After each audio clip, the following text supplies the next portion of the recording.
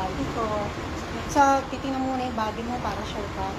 And pag tayo kasi natatago natin yung ayaw natin sa body natin through clothings. Pag gusto mo talaga yung damit, pag fit na fit, pag ako talaga yung fitting, natatago mo naman eh. Kaya lang, pag wala ka ng damit, so alam mo na eh, pag bloated ka na, or hindi okay yung diet mo. Kaya mahirap maniwala dun sa mga opinion at sinasabi ng iba. At sa, you know, diet, healthy food, lifestyle, gano'n. Ayun. So, balik ako para sa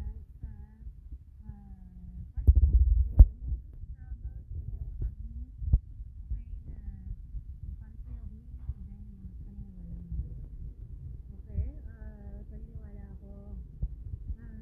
Tingnan lang natin siguro, hindi lang yung body. Of course, yung siyempre yung sa bulsa, yung finances. Tapos yung situation din ng mga tao sa paligid. Yung lahat ng mahal natin sa buhay. Marami kasing iisipin mo pa dyan para makontento, kahit pa paano contentment.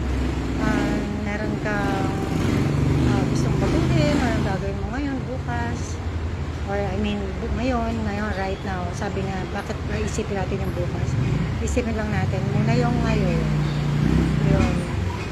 So, ano yung of course, don't take me literally kasi kahit naman sabihin ko yun, ang matao, natural naman sa tao.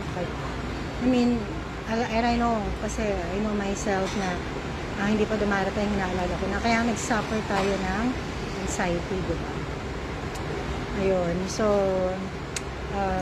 kung magkaroon tayo ng anxiety, paano yan? Parang mapakontrol ba natin yung mind? Kasi yun yung pinaka-challenge.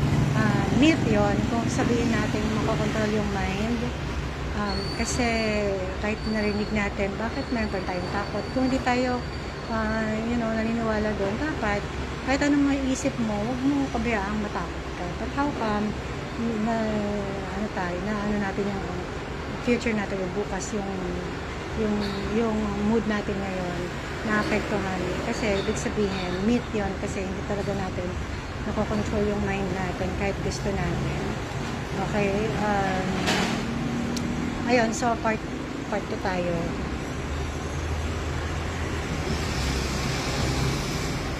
Ayun, so tapos na po yung ating live. Ito na si Mines.